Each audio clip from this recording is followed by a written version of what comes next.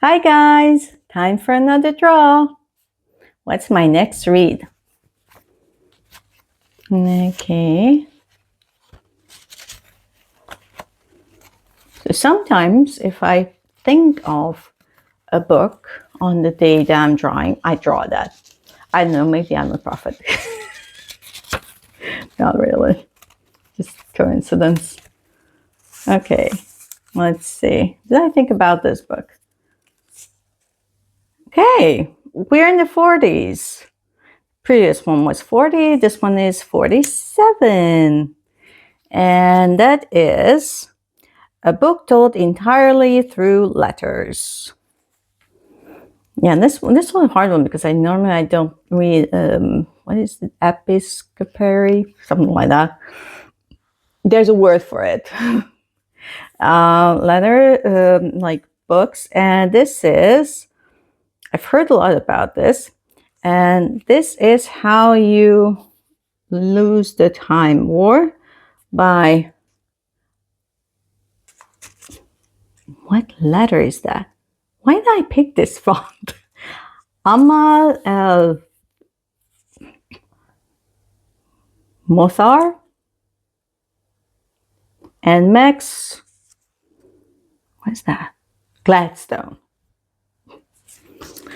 I have no idea what was on my mind when I picked this one. Anyway, so what is this book about?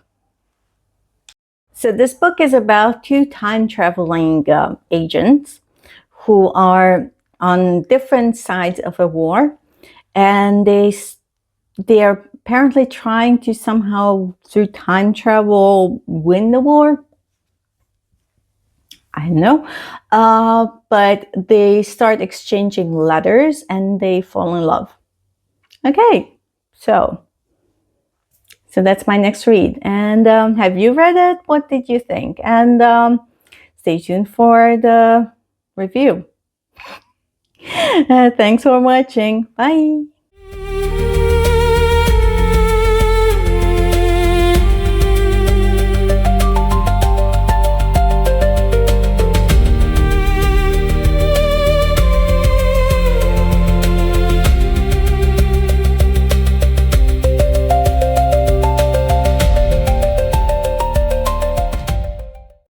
Hi guys, so this is a review of This Is How You Lose the Time War by Amal El-Mohtar and Max Gladstone, and I read this book as part of the 2026 PopSugar Reading Challenge. This was for prompt number 47, a book told entirely through letters. This was mostly letters, but I'm not picking another one. I'm glad I finished it because I hated this book. I'm sorry for everyone who loves it, but I didn't like it. So what is it about? It's about these two people who are time agents. I think they're girls, maybe not, I'm not sure.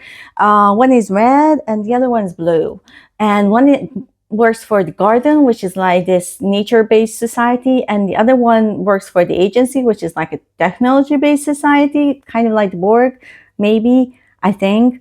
But I have no idea what the time war was about. I have no idea why they are doing this. I have no idea if this war, while this war started, if it's ever going to end, or why we are doing this, because they're just like tweaking this, tweaking that, tweaking this, tweaking that, and they're just all, I don't know where any of this is going.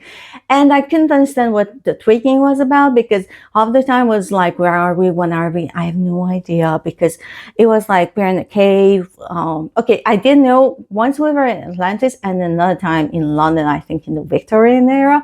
But otherwise, this was like, half the time I'm not even sure if we were on Earth. Maybe, I think, maybe not.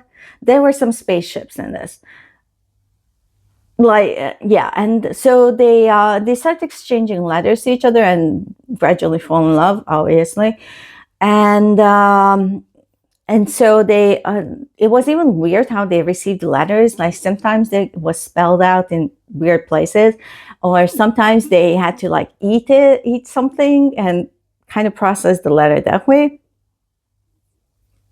And so what the letters, oh my God, the letters were awful. They were like this lyrical, very metaphorical, poetic prose, which I hate.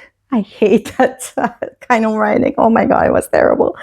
And it was like so cringe. And then they were calling each other like stuff that are red and blue, like fruits. Just why?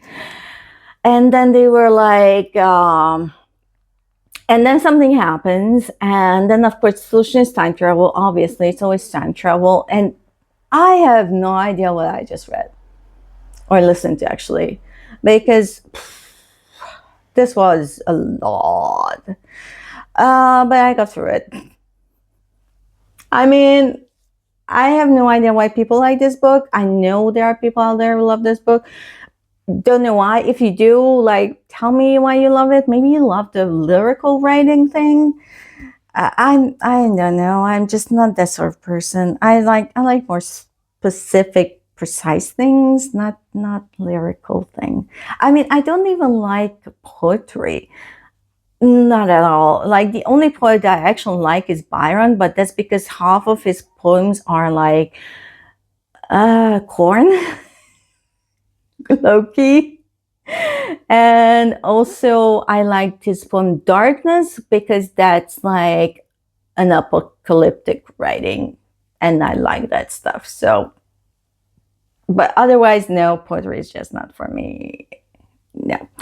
Anyway, so I gave this one little star, and this is my second one-star read this year. So yeah, it was just bad, but mercifully it was brief, and I managed to take out this prompt because this prompt was so hard to find something readable for.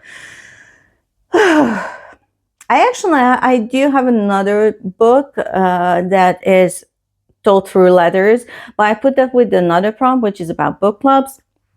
Maybe I should have done it for this and found another book club. I don't know. At this point, it doesn't really matter. I'm done. Thanks for watching, and read my full review. I go into more details in the written review, and just look at my link tree and it's all there. Thanks for watching. Bye.